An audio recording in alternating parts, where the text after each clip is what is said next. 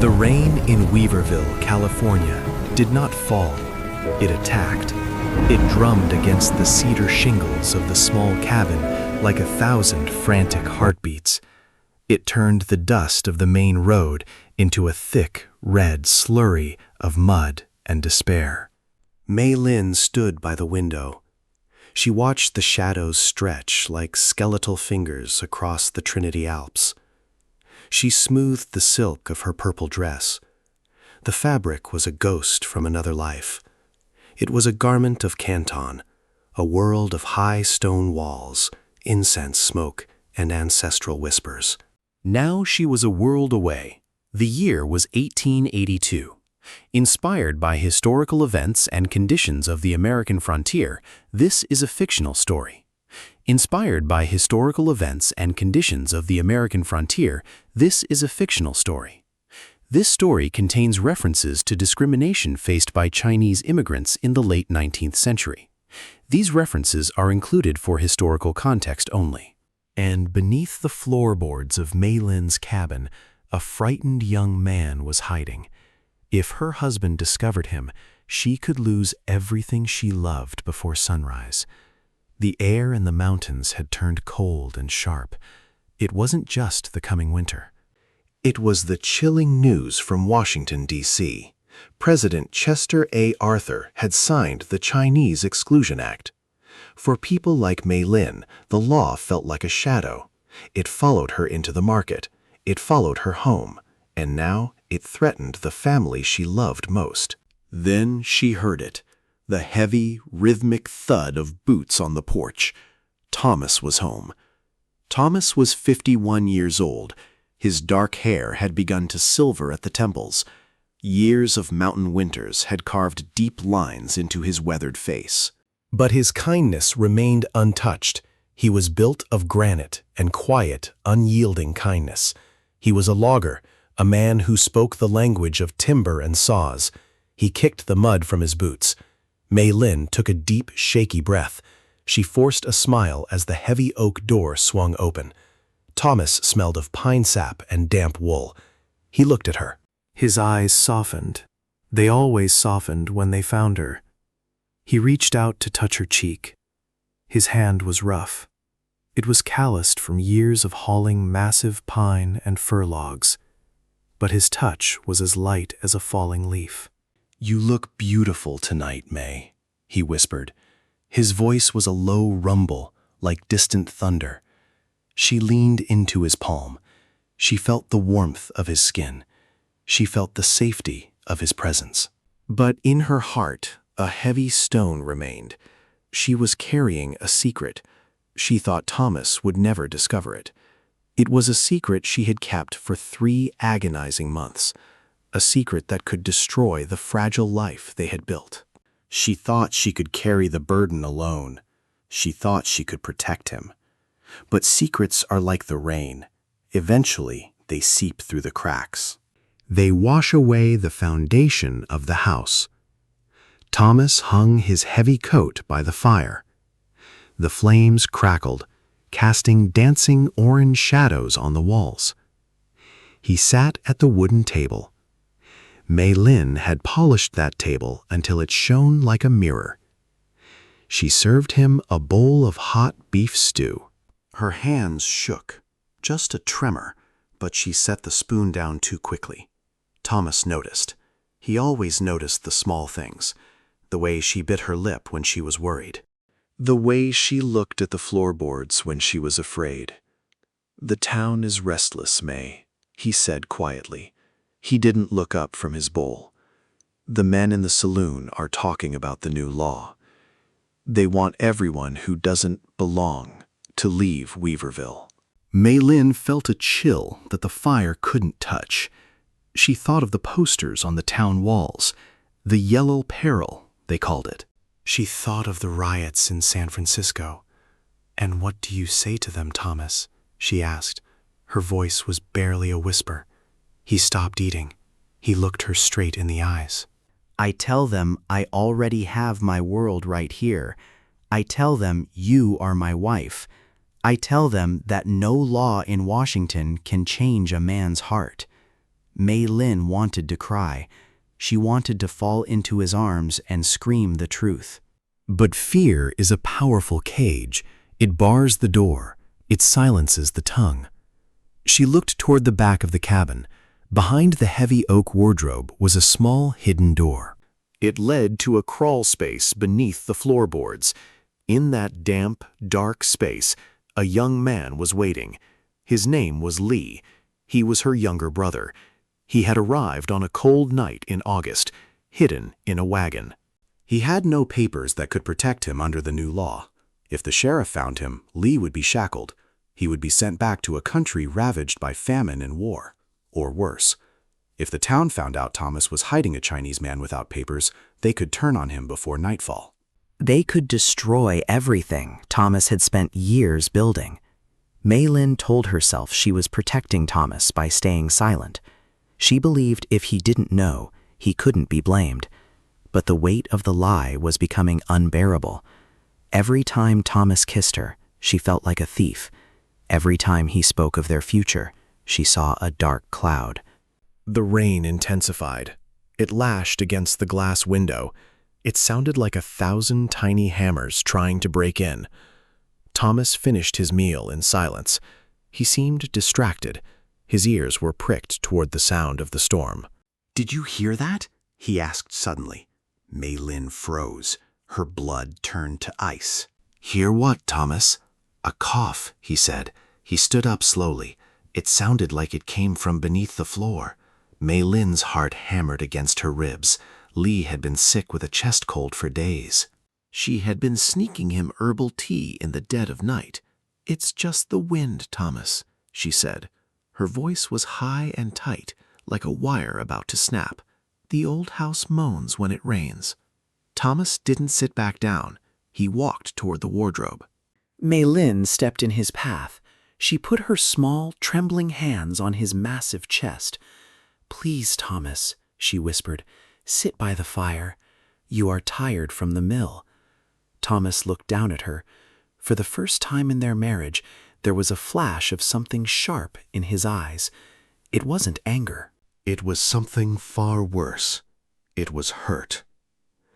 "Mei Lin," he said softly, "do you think I am a blind man? Do you think I don't see the extra bread missing from the larder? Do you think I don't hear the floorboards creak when I am supposed to be asleep?" Mei Lin's hands dropped. The room felt suddenly very small. The air was thick with the scent of pine and betrayal. Thomas moved the wardrobe. He did it with a strength born of desperation. He pulled back the rug. He lifted the hidden latch. "Come out," Thomas commanded. His voice wasn't loud, but it had the terrifying authority of a judge. A moment later, a thin, pale face appeared. Lee climbed out of the darkness. He was shivering. He coughed into his ragged sleeve. He looked terrified. He looked like a trapped animal waiting for the final blow. Mei Lin fell to her knees. She grabbed Thomas's hand. Tears finally broke free. They were hot and stinging.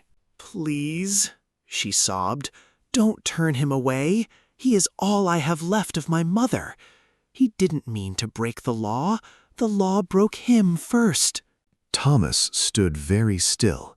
He looked at the boy. Then he looked at his wife on the floor. The silence in the cabin was heavier than the storm outside. Lee began to speak in rapid, panicked Cantonese. His voice was trembling with the cold of the crawl space and the heat of his fever. Mei Lin translated through her tears. "He says he will leave. He says he doesn't want to bring trouble to this house. He says he will walk into the mountains and never come back." Thomas looked out the window. The mountains were a black, freezing void. The rain had turned to sleet. A man would freeze in an hour out there. The mountain doesn't care about politics. The mountain only knows death. Thomas looked back at Lee. Then he did something Mei Lin never expected. He reached down. He grabbed Lee by the shoulders with his massive, calloused hands. He didn't pull him toward the door. He pulled him toward the fire. Thomas took off his own heavy wool coat. He wrapped it around the boy's shaking frame. Lee tried to speak, but no words came. He simply lowered his head and began to cry. Not loudly, not dramatically. Just the quiet tears of a frightened young man who had expected rejection and found compassion instead. "No one leaves this house tonight," Thomas said. His voice was thick with emotion. He looked at Mei Lin. The hurt in his eyes had turned to a deep, burning sorrow. "Mei," he said. "Why didn't you trust me?" For a moment, Thomas looked away. The hurt on his face frightened Mei Lin more than any law ever could. He wasn't angry because Lee was there. He was hurting because the woman he loved had carried her fear alone and never once reached for his hand. That question cut deeper than any blade. It was the sound of a heart breaking. Mei Lin couldn't speak. She could only weep as she watched her husband. He wasn't a logger in that moment. He was a giant. He spent the next hour heating more water. He found an old blanket and made a bed by the hearth. He didn't look at Mei Lin. He moved like a man who had been deeply wounded. The controversy of the Exclusion Act was no longer a headline in a newspaper.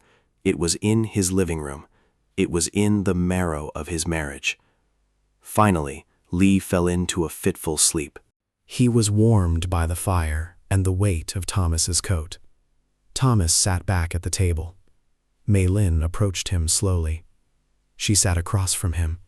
Her purple silk dress was wrinkled and stained with tears. "I was afraid," she whispered. She remembered the first winter after their wedding. A blizzard had trapped them inside this same cabin for 3 days. Thomas had spent those nights reading newspapers aloud beside the fire because he knew she missed hearing voices from home. Back then, she had trusted him with everything. Somewhere along the way, fear had changed that. "I saw what they did to the Chinese camps in Wyoming. I saw the fires. I didn't want the fire to come for you, Thomas." Thomas leaned forward. He took her hands in his. He gripped them so tight she could feel his pulse. "Mei Lin, look at me." She raised her eyes. "Marriage is not a place to hide," he said. "It is a place to stand together. When you keep a secret like this, you are telling me I am not strong enough to carry it. You are saying my love has limits. It doesn't." Mei Lin felt a wave of shame wash over her. She had tried to protect him, but she had only succeeded in shutting him out. She had treated her husband like a stranger. She had forgotten that true love is not about safety. It is about sacrifice. "I am sorry," she choked out. "I will never doubt you again." Thomas squeezed her hands. His face grew grim. "The sheriff will be making his rounds tomorrow. He's looking for unregistered workers. We have to decide what to do." This was the reality of 1882 California. A neighbor could be an informant for a few dollars. A friend could turn into an enemy overnight. Justice was a rare commodity for those with black hair and almond eyes. Mei Lin looked at her sleeping brother. "We can hide him in the high timber camp," she suggested. Thomas shook his head. "The winter is too hard there. He needs a doctor. He needs a name." Thomas looked at the marriage certificate hanging on the wall. It was a piece of paper that gave Mei Lin a name and a place. He looked at the empty chair in the corner, the chair where they hoped a child would one day sit. "He stays here," Thomas declared. "We will tell the town he is my cousin from the East. We will tell them whatever they need to hear. We will lie to the world to keep this family whole." It was a dangerous plan. It was a plan that could land Thomas in a federal prison. But it was a plan born of a love that didn't care about borders. It was a love that understood a higher law, the law of human dignity. That night, they didn't sleep. They sat by the fire, talking about the risks. They talked about the men in town who would look for any reason to hate. Mei Lin felt a new kind of strength growing inside her. It wasn't the strength of hiding, it was the strength of being seen. The rainy evening turned into a gray, misty morning. The storm had passed, but the air was still heavy with the scent of wet earth and impending doom. There was a knock at the door at sunrise, sharp. Official. Mei Lin's heart stopped. Li woke up with a start. His eyes were wide with panic. Thomas stood up. He adjusted his belt. He walked to the door and opened it wide. It was the sheriff. He was a tall man with a silver star and a face like a dried creek bed. "Morning, Thomas," the sheriff said. His voice was raspy. He looked past Thomas into the cabin. He saw Mei Lin standing by the stove. He saw the young man sitting by the fire. The boy was wrapped in Thomas's wool coat. The sheriff's eyes narrowed. He stepped inside. The room went deathly silent. Mei Lin held her breath. She looked at Thomas. Her heart was in her throat. Thomas didn't blink. He didn't stutter. "That's my nephew, Sheriff," Thomas said clearly. "Lost his parents to the fever back in San Francisco. He's sickly, so he's staying with us until he mends." The sheriff walked up to Li. He looked at the boy's features. He saw the fear in Li's eyes. He looked at the silk dress Mei Lin was wearing. The sheriff knew the law. He knew the Exclusion Act demanded he arrest the boy. He knew the truth. The sheriff looked back at Thomas. Years ago, Thomas had pulled the sheriff's son from an icy river. Neither man had spoken about it since, but some debts never truly disappear. He saw the hand Thomas had placed firmly on the boy's shoulder. He saw the way Mei Lin was praying with her eyes closed. The sheriff sighed. He adjusted his hat. "Fever is a terrible thing," the sheriff said quietly. "Make sure he stays inside where it's warm. The town is a bit drafty for outsiders right now." The sheriff turned and walked back out into the mud. He didn't ask for papers. He didn't ask for a name. In a world of cruel laws, he chose mercy. He chose to be a man before he was an officer. When the door closed, Mei Lin collapsed into a chair. She covered her face with her hands and sobbed. But these were not tears of fear. They were tears of profound, soul-shaking relief. Thomas walked over. He pulled her to her feet. He held her close. Her purple silk pressed against his rough, work-stained shirt. "We're going to be okay," he whispered into her hair. Li came over. He touched Thomas's arm. He didn't have the words in English, but the gratitude in his eyes was a language everyone understood. They were a family now, a family built on a foundation of truth and a very brave lie. The Chinese Exclusion Act would remain for over 60 years. History would record it as a dark chapter of prejudice. Life in the West would remain hard. It would often be cruel. But inside that small cabin in Weaverville, there was a light. It was a light that the rain could never put out. Mei Lin learned that a woman's secret is a heavy burden, but she also learned that a husband's love is the strongest shoulder in the world. Mei Lin never carried another burden alone, not because life became easier, and not because the world became kinder, but because she finally understood something that rainy evening. Love is not finding someone who removes your fears. Love is finding someone willing to stand beside you while you face them. And every time the rain touched the roof of their little cabin, she remembered the night her husband chose family over fear, the night he reminded her that home is not a place. It is a person who refuses to let go of your hand when the storm arrives. Thank you for staying with us through this journey. Stories like Mei Lin's remind us that history isn't just about dates. It's about the people who loved through the hardest times. It's about the quiet courage found in small cabins. If this story touched your heart, please leave a comment below. I want to know, what part of this story moved you the most? Was it Thomas's unwavering forgiveness? or the sheriff's quiet human mercy. I read every single comment. Your words mean the world to me.